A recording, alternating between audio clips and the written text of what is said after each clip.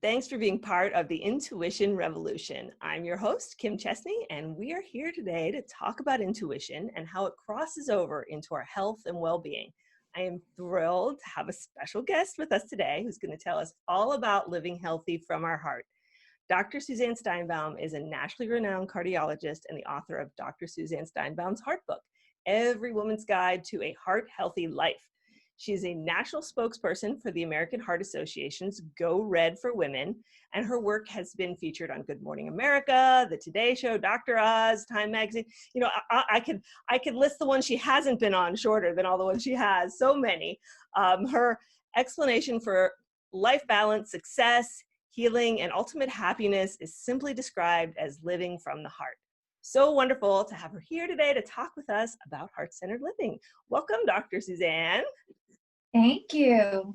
Thanks for having me. Yeah, it's so great. You know, what I love about your work is both literally and figuratively how you talk about living from your heart. I mean, intuition is so often associated with our heart and, following our heart, and women are naturally intuitive. Could you just start off maybe with telling us a little bit about your journey and how you made this connection with intuition and heart-centered living? It really started when I began, which was actually in a cardiac rehab center. And we were doing Dean Ornish's research on the East Coast.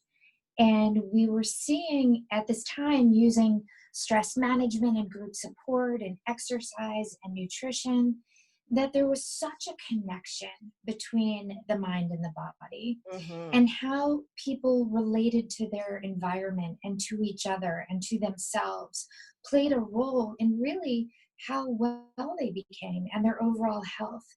I remember I used to think to myself, there were those patients who by every definition were going to do well and didn't do well. And those patients who by that checklist were not going to have good outcomes, and they ended up thriving. And I used to think to myself, there's so much about medicine that we don't get, that we don't understand.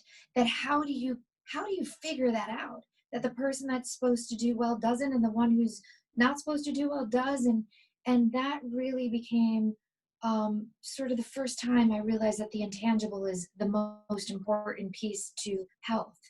But then looking in this cardiac rehab center with the individuals as they were recovering from heart events, I really started appreciating their role in the world, how they viewed themselves in the world, and how they viewed themselves to themselves was also an intangible of how well they were going to do. Who got on a treadmill on Monday and did great, but on Friday was thriving? I mean, it was so much about how they thought. So throughout time, I mean, that was in the beginning of my career, I realized that we need to tap into everyone's own sense of self in order to figure out how to reach ultimate health and wellness. Whether it's the heart, whether it's the brain, it doesn't matter. We're all one being. But I think the heart is so interesting because it is driven by our thoughts and how we think and how we perceive the world and ourselves in it, and whether we're optimistic or pessimistic or depression or anxiety. These stress hormones that get released affect our hearts directly. And I thought that was fascinating, that our heart actually has sensors directly on it, that heart-brain connection is just right there. It doesn't have to go through a whole process. It's just so direct. So as I started taking care of people and really talking about lifestyle intervention with diet, with exercise, with stress management, and with sleep, really as the cornerstones, it became very obvious to me that there was never a one-size-fits-all. And that if we didn't learn to listen to our bodies and listen to what made us feel good or feel bad or was a little uncomfortable, that this whole process of me prescribing these things was never going to work out. So this idea of living from the heart really came from this understanding of what makes you personally feel the best you can, what makes you personally thrive, and it's different for everyone. Yep. You know, the simple example is this idea of stress. There are certain people that thrive under what's considered stress, and there's certain people that crumble. Mm-hmm. And there's certain people that really, if they don't have that stress, they're not feeling fulfilled. Right. So is that bad? Is it good? Well, it's individual, but it's really about how you feel. And that feeling for me and for what I do is really that sensation we have in our hearts. And that's really what living from the heart came from. And this idea that if we live life with passion, with purpose, with understanding and self-awareness, we are good. And the lesson is, how do you learn that? Amen. That is the truth.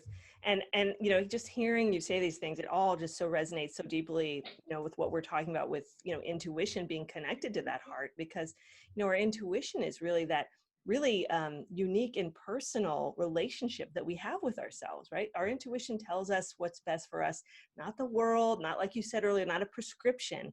It's our own unique perspective and relationship with, what we need to grow and live our best life. So I think that's true. One of the interesting conversations I have with a lot of patients, especially women who've had heart events, a lot of what's gone on in women in heart disease is that women have been misdiagnosed or really dismissed or not treated properly. And this has been the story of heart disease forever, that we've really, through Go Red for Women, we've really been trying to work on. And when I ask these women who were misdiagnosed or who reached out for help and didn't get it, and I say, did you know it was your heart's? And I'm going to tell you, 99% of the time, they'll say, we weren't sure, but we had a feeling. And that feeling, that's your intuition. I always tell people to just sit with yourself for just a moment. When something doesn't feel right, take a breath. That's your intuition. That's you telling yourself, not okay. Go get a second opinion then, go reach out elsewhere. And I hear over and over and over again, I just knew something was wrong. That intuition speaks so loudly. And women's intuition, if we pay attention, it is unbelievable, because there's so much we know and there's so much we feel from our environment that we pick up on clues, and we can really hone it if we start paying attention. That is so true. And if we don't pay attention, right, that's when we get into trouble, right? That's when it's so easy to dismiss it sometimes because it is so subtle. And if we're not listening and if we're not really tuned into ourselves, then we can just, and that's what we're taught to do really a lot of the times. We're like, oh, don't listen to that. Just, we're power through it. Right. Power through it. Exactly. Yeah. Right. Yeah. You're crazy. You're being paranoid. Right.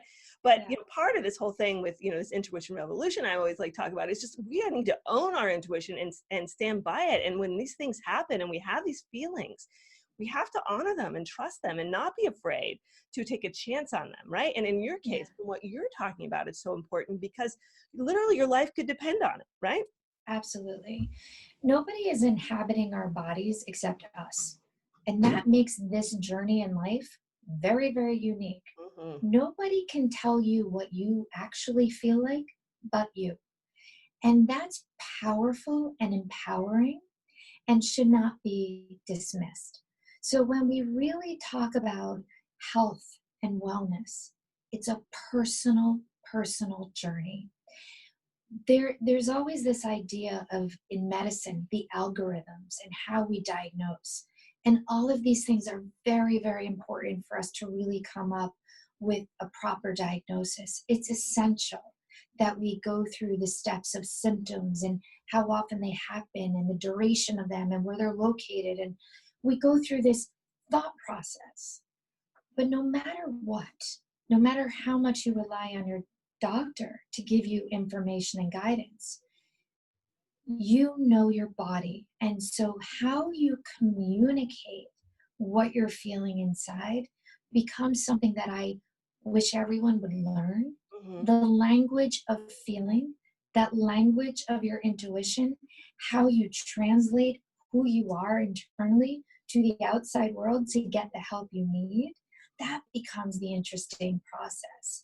So you just know what your intuition is. We all get that, but can you speak it? Mm-hmm. And once you learn to speak it, that's when you own your power in it. Amen. Isn't that the truth? Now, I'm curious, speaking of that, when you're talking with these women and you're finding out that they had this sense, like maybe they didn't speak up and they didn't talk about this kind of knowingness or a feeling that something was off.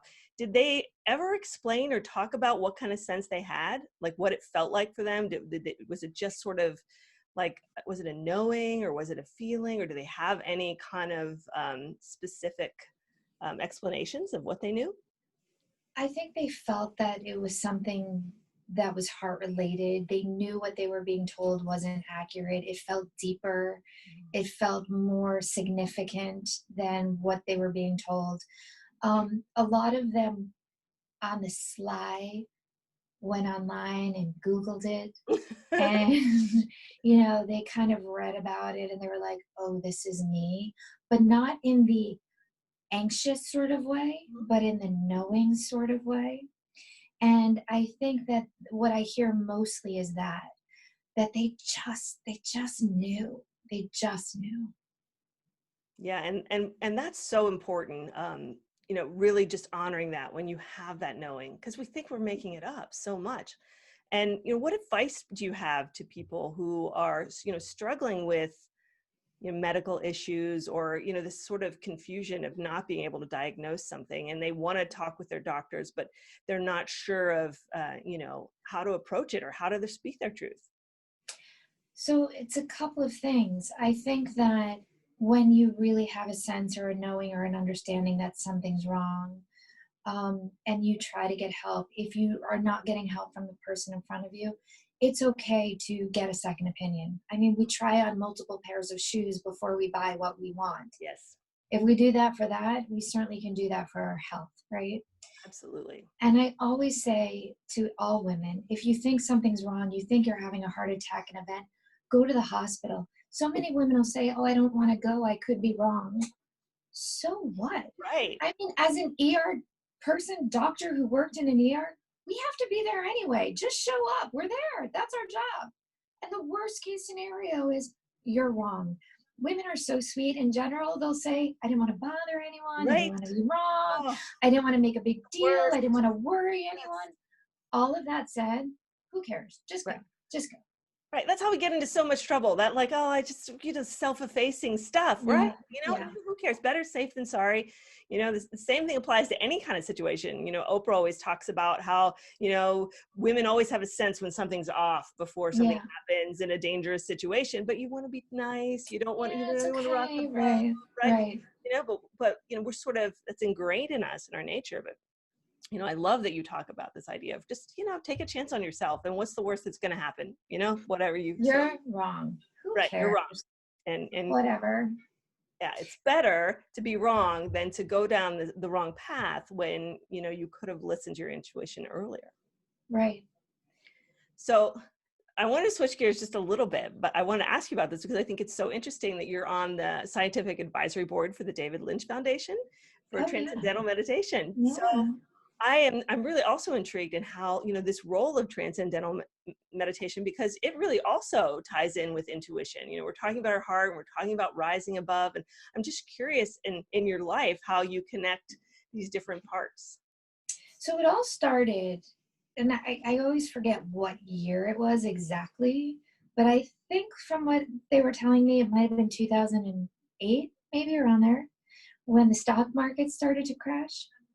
And I was in my office. I'm in New York City. Stock market's a big part of our lives here because a lot of people work on Wall Street. And all of a sudden, I started getting younger guys coming in with, it was mostly men, with chest pain, shortness of breath, palpitations. And I was like, they were all from Wall Street.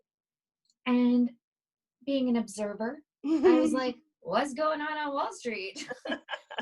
And the stock market crashed about 2 months later. I'm a really good person to talk to about these things, just to let you know what's going on. Because I see the effects of stress, and I was seeing the effects of stress on these guys. And the reality is, in the medical community, blood pressure goes up, we prescribe medication. People can't sleep, here's a pill. And I think that's a Band-Aid sometimes. Sometimes I think medication is incredibly important, and I will beg people to take it when I think there's a role for it. But in this situation, it felt very, very much about what was going on externally and that external stress that was happening. Mm-hmm. And I really thought I didn't want to put a Band-Aid on it. But how do I give these people stress management? So in my previous life, as I mentioned, we were using group support and yoga.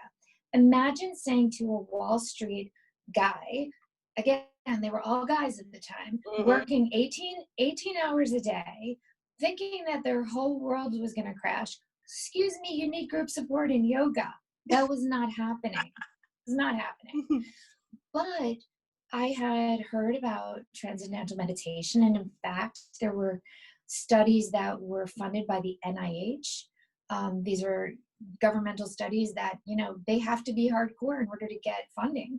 And there was a trial that was published in the Journal of the American College of Cardiology. That's what we go to when we are trying to figure out research, the validation of what's out there. And this was already published. And I thought, you know what, let me look into this. And right here in New York is the David Lynch Foundation. And I will give a shout out to Bob Roth, the CEO and president of the David Lynch Foundation, who is the most angelic, amazing human on the planet. And I was so lucky to get to meet him. So I walked in and said, I need the research, I need the data, and I need to understand it so I could recommend it for my patients. And he was like, well, don't you want to learn? I was like, no, I don't need it. I'm fine. That I'm good, but I just want to learn more. And he said, well, I'd like you to learn also so you understand. And I thought, well, that's legit.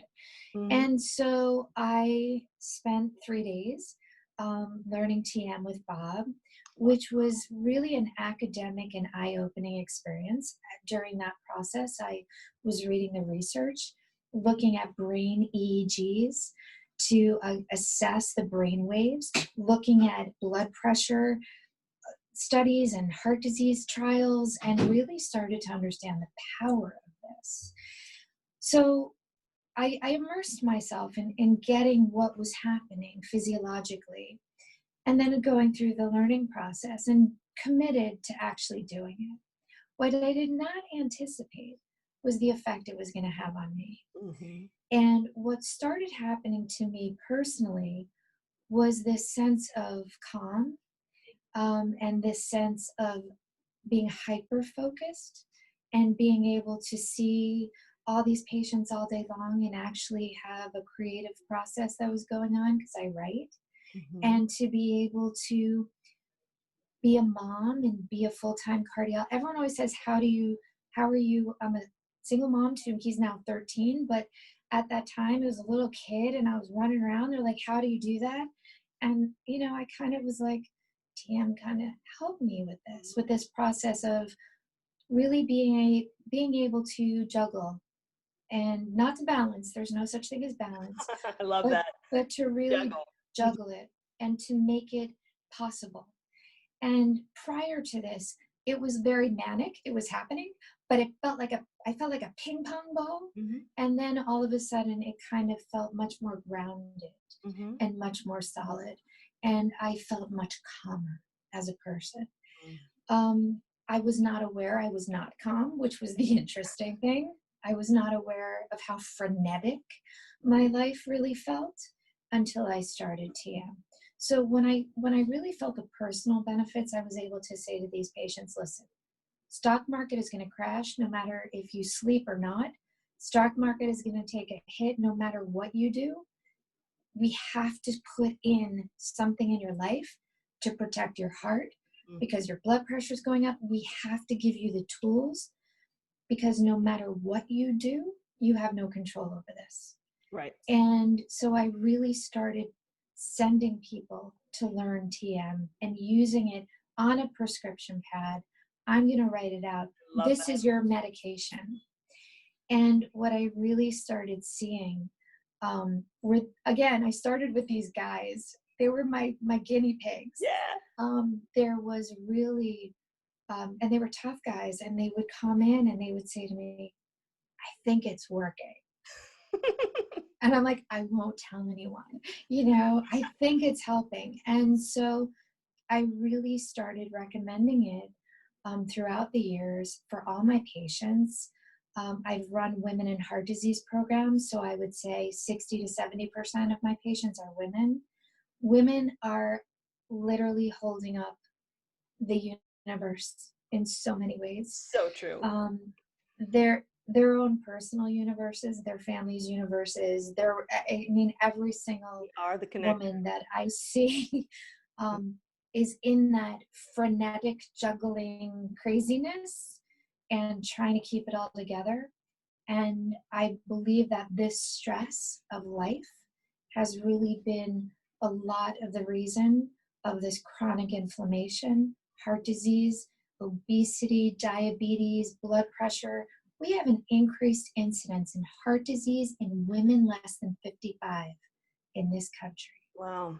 Now that population of women, this is pretty much premenopausal. This is pretty much in the prime of their lives with an increased incidence of heart disease. And I will tell you, I think so much has to do with stress. Stress, yep. And in my mind, if we didn't deal with that piece, we were not taking care of these women. So when we need that support from the stress side, that's when I recommend transcendental meditation. That TM as part of their lives has been instrumental. When you quiet your mind, that's when your intuition becomes really high. When you stop, that craziness that goes on, I know about it. So I'm sure you know about it. Oh, yeah. Because it's that list that I have to do this, I have to do that. You worry about this, you're worried about that. And it's a perseveration of thoughts, especially before you go to bed. That list. Mm-hmm. What happens is TM really quiets that. Not 100% sure why. That's not true. There's actually EEG studies, neurologic studies that do explain it.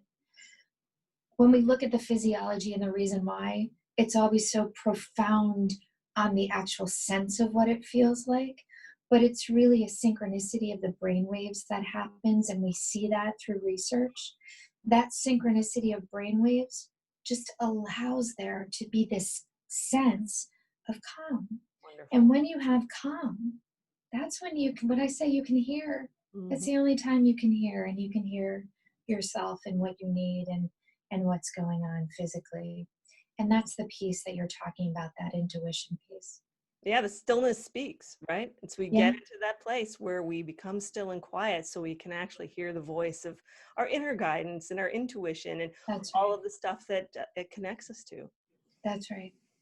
Well, I think we need more doctors like you out there. Let me tell you, I love that, you're looking at, the body and mind and spirit and heart, all of these things together instead of just, so often we go in situations like this and, it's the prescription or the same old thing, but really getting to the core, Yeah. It's so important. We are a whole being. We're not divided. I know we have a cardiologist and a gastroenterologist and a nephrologist and a psychiatrist, and I know that, but we're still one being and we're still connected, and we've got to figure out how this whole system works together to be the best well-oiled machine it can be. And if we don't connect the mind to that machine, we're making a big mistake in how we look at ourselves and how doctors get to look at us. That is so true. That's words of wisdom moving forward. Well, I Absolutely. think that sums it all up. Thank you so much. Thank you so much for being here today. This has been invaluable to me, and I'm sure for those of you watching, thank you, Dr. Suzanne, for sharing all this with us. And thank you guys for watching. You can get Dr. Suzanne's book on Amazon or anywhere online, and you can learn more about her amazing work on her website, drsuzannesteinbaum.com. Thank you. Bye.